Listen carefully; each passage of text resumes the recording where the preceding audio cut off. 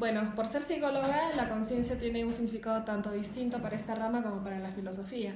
Solo para separar que en la psicología la conciencia es un estado de alerta, un estado de vigilia y de que todas nuestras potencias se encuentren en acto para poder conocer la realidad inmediata. ¿Listo? Y que este proceso ayude a la inteligencia para poder conocer la esencia de las cosas. En un sentido filosófico, teológico, la conciencia podría ser el hacerse dueño de sus propios actos y poder conocer, y el hecho de conocer un acto implica hacerse dueño y por consecuencia hacerse responsable de las consecuencias de dichos actos. Entonces es un sentido mucho más moral, en donde implica hacerse dueño de las acciones que uno realiza.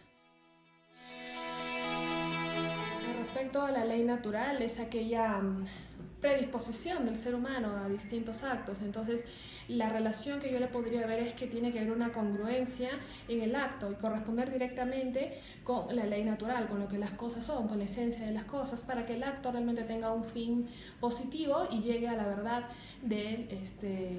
a la verdad consecuente, ¿cierto? Entonces se habla de una congruencia entre el acto con los elementos que corresponden a la ley natural. De hecho, si es que no se corresponde, no se da esta relación, esta correspondencia entre ley natural y conciencia, consecuentemente el acto va a ser negativo, va a causar algún tipo de desventaja en el ser humano y en la persona a la cual se dirigió el acto.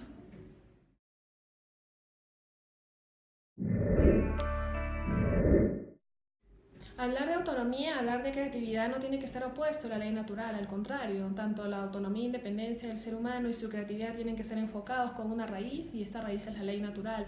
Nuestras propias disposiciones con distintas características que no pueden convertirse en una limitación para poder a partir de estas retomar ciertos elementos posteriores como la creatividad y poder formar nuevas cosas, ¿no es cierto? Entonces no podría haber una incongruencia.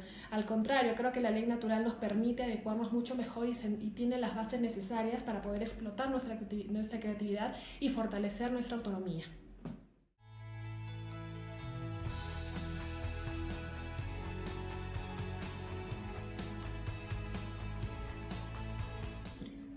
Tenemos a pensadores como Sartre, que nos habla del existencialismo, por ejemplo, y que el ser humano a partir de su libertad, una libertad malentendida, definitivamente puede construir su propia esencia, su propia naturaleza. Es decir, que con el paso del tiempo nosotros vamos construyendo lo que somos como personas, si es que realmente nos concebimos como personas o como algún otro ente. Entonces, la ley natural es una predisposición de la esencia de lo que nosotros somos, es poner en acto todas las facultades intrínsecas y propias del ser humano. Vemos, por ejemplo, te hablo en relación a la psicología, ¿no es cierto? El responder a nuestra ley natural según Santo Tomás, nos predispone a un equilibrio en nuestra salud mental. Ir en contra de la ley natural nos traería las demás enfermedades mentales del alma y disfunciones en nuestro comportamiento. En la ley natural yo creo que es algo tan intrínseco y propio del ser humano que en la cotidianeidad, que nuestro propio actuar nos evidencia que la ley natural siempre está como base y como principio del actuar, ¿no es cierto? Entonces, sí existen algunos críticos que niegan la ley natural y es que niegan en realidad parte del significado de lo que es persona, parte de la constitución de lo que es persona. Entonces yo creo que no es un tema que no ha pasado de moda, sino que simplemente las nuevas corrientes, nuevas ideologías niegan, y el hecho de negar algo es porque existe. Entonces, si niegan la ley natural, yo creo que existe un descontento, una desconformidad por ciertos ideales un poco tergiversados como la libertad malentendida, ¿no es cierto? Entonces se ve que actualmente existe una discrepancia de algunos pensadores o simplemente de algunas personas entre libertad y ley natural, y creo que ese es el punto de partida para la negación de esta.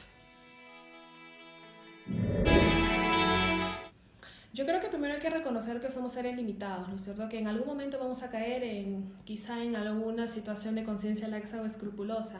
Entonces yo creo que primero, para no caer en una conciencia escrupulosa, entender que somos seres limitados con defectos y que incluso es sano en algunos momentos el equivocarse, pero luego con la conciencia recta de que este error tiene que significar un aprendizaje futuro. Y el antídoto de una conciencia laxa es una educación en hábitos que consecuentemente nos va a llevar a la virtud.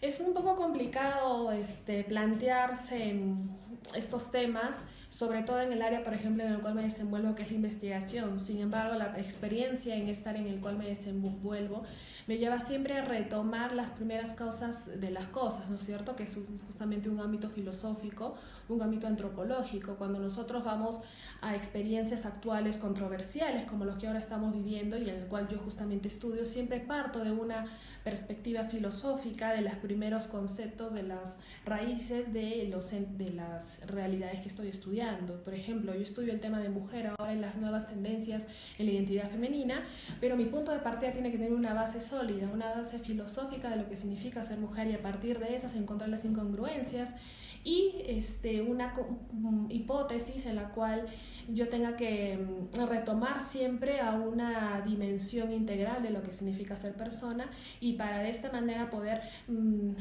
modificar, se podría decir, o replantear un nuevo significado de lo que es mujer. Ese es un aspecto. Entonces yo creo que no tenemos que basarnos tanto en la experiencia ni en las nuevas ideologías, en las nuevas teorías, sino siempre retomar a una constitución integral, a una dimensión integral en lo que significa ser persona. Si es que uno no tiene estas bases, incluso en investigación, entonces va a ser muy difícil poder tener un resultado íntegro de lo que uno desea estudiar. Entonces para mí es básico siempre retomar estos principios filosóficos. En la práctica, pues llevar